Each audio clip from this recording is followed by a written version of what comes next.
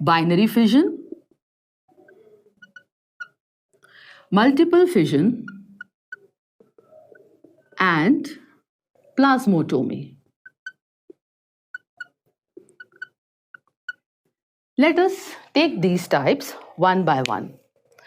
Binary fission. This is a kind of asexual reproduction in which, as we started off, only one parent is involved. So what happens that in organisms such as amoeba, when they grow in size, their size increases, they divide to give rise to two daughter cells by simple cell division. That means first the nucleus divides into two, followed by the division of cytoplasm into two daughter cells. These daughter cells, when increase in size, they further divide to give rise to two new daughter cells. You can see in this kind of division, no biological death of the parent is taking place. Hence, these organisms are said to be immortal because one parent dividing to two daughter cells, and this further continues. So binary fission can be seen in protistans like amoeba, euglena, paramecium, and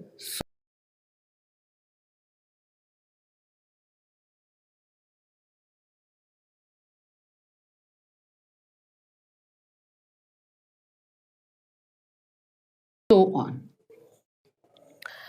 Next we come to multiple fission. Now, what happens in multiple fission? Multiple fission can be seen in amoeba also. During the unfavorable conditions, amoeba develops a cyst wall around itself.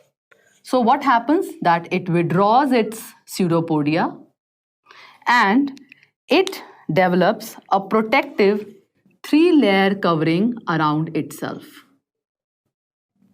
And when does that happen? It happens in the unfavorable condition. This amoeba, it divides continuously and give rise to many daughter cells.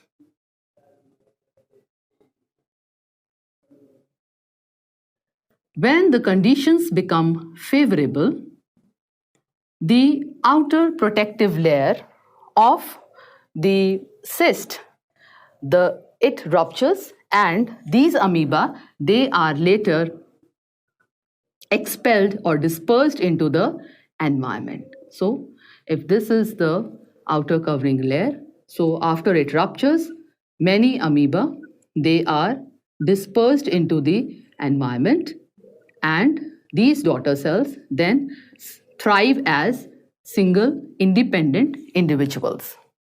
So this gives rise to the many daughter cells. So what is happening here? Multiple cell divisions, and this is called as multiple fission. Multiple fission can also be seen in Plasmodium, which is a protozoa which causes malaria. You must be knowing that the malarial parasite, it completes its life cycle in the female Anopheles mosquito as well as in the human beings. So during this period, it undergoes multiple fission to give rise to many sporozoites which further grow and cause the infection. Multiple fission, as you can see, takes place or can be seen in two organisms. One is amoeba and the other one is Plasmodium, as we were discussing now. Now, the third type of fission is plasmotomy. Now, plasmotomy is seen in multinucleate protozoans like Opalina. So, the example is Opalina. Here, the examples are amoeba and Plasmodium. And here, the examples are amoeba, euglena, and paramecium. So how is it different from the binary fission and the multiple fission? In plasmotomy, what happens that organisms like opalina, they have large number of nuclei. For example, we have an opalina having 10 nuclei. So how it will divide? First, one organism will divide into two daughter cells by division of its cytoplasm, that is cytokinesis, and give rise to two daughter cells, each having 5 nuclei. That means these nuclei are equally divided into the two daughter cells. After that, in the next stage, the karyokinesis takes place, that now the number of nuclei are again increased in each daughter cell, and after some time each daughter cell, it develops 10 nuclei each. So we can see here that in binary fission, first karyokinesis takes place, that is division of nucleus takes place, followed by cytokinesis. Whereas in plasmotomy, the cytokinesis first takes place, followed by karyokinesis. So after the daughter nuclei are formed by division of cytoplasm, the nuclei, they divide amongst each other, and the daughter cells then have 10 nuclei each, and then this process repeats. So these are the three types of fission, the first mode of asexual reproduction that we have discussed here. So this is done. Now we will be coming to the second mode of asexual reproduction, which is called as budding.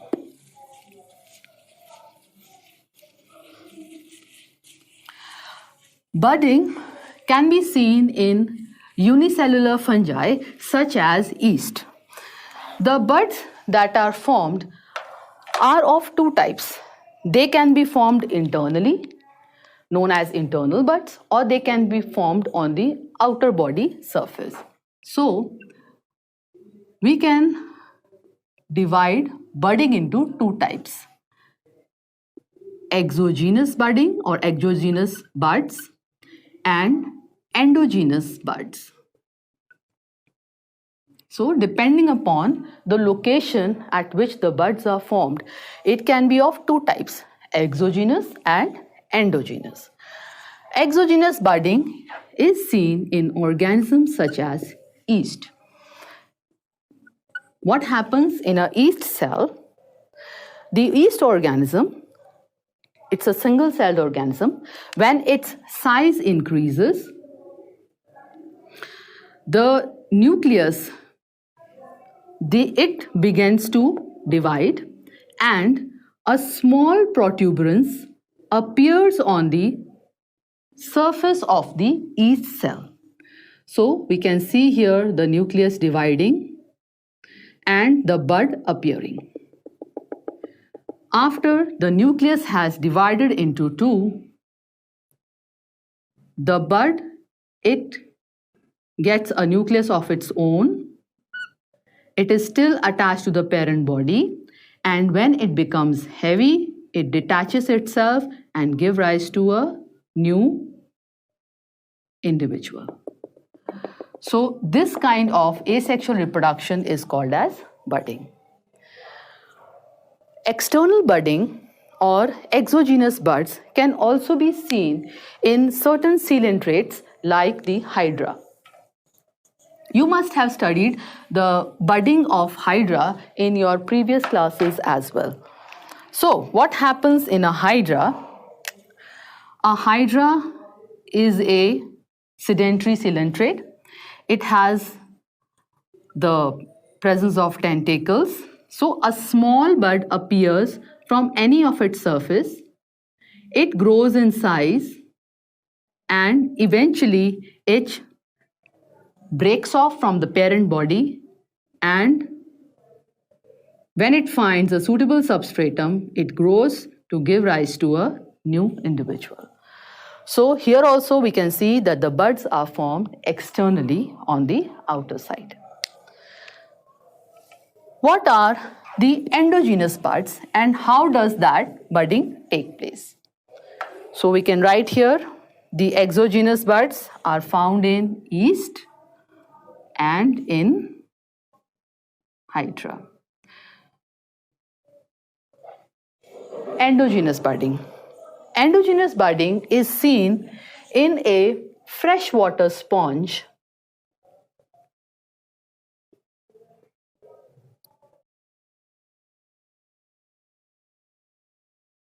hydra. Endogenous budding.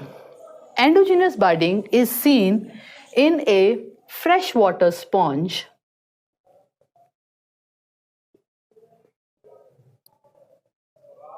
also named as spongilla. Spongilla makes these gemmules in the inner surface of its body to tide over the unfavorable conditions. So how exactly these internal buds are formed? Let's see in detail. So as you know, these sponges, they are again fixed to the substratum. They have a porous body. They have pores over their surface. So on the inner surface of their body, so this is the covering. So on the inner surface of their body, they produce gemmules like this. Okay. What do these gemmules look like? They are something like this. Each gemmule is covered by a protective covering. So this is the outer covering of the gemmule and this is the inner covering.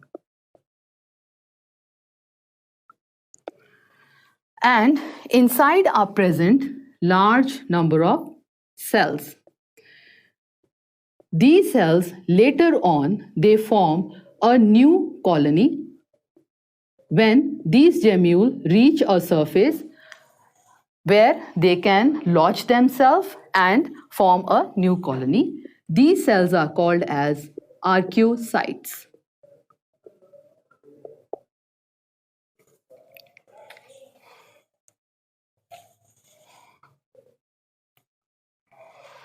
These cells are known as archaeocytes.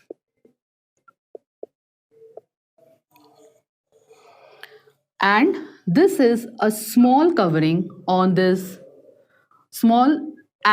this is a small opening called as the micropyle, which helps in dispersing these archaeocytes or the cells which are formed inside the gemmules. Gemmules also have the presence of spicules on its surface, which is protective in nature and protects the gemmule from harsh conditions. So, when these gemmules are liberated from the body, they fall upside down and from here they kind of fix themselves into the substratum and give rise to a new sponge body or a new individual. So budding we have seen is of two types. They can be external buds formed or the internal buds can be formed. So budding can be internal as in yeast and hydra and external as seen in freshwater sponge or spongilla.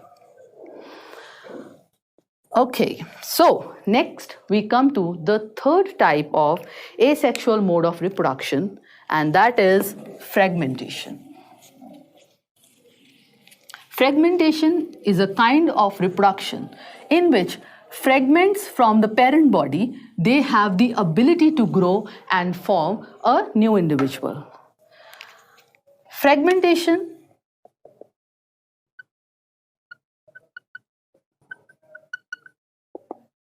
can be seen in organisms such as Spirogyra. Spirogyra is a green algae and it is filamentous in nature. It has linear rows of cells. You must have studied about it in class 11 in plant kingdom, and it has got the spiral shaped chloroplast. It divides by fragmentation. One of the modes of its asexual reproduction is fragmentation. What happens that these cells, they divide at any point, and when they reach a suitable substratum, they give rise to a new individual. So they can form new individuals. So if this is a parent body, it gives rise to a new individual, or the daughter cells. It gives rise to the new individual.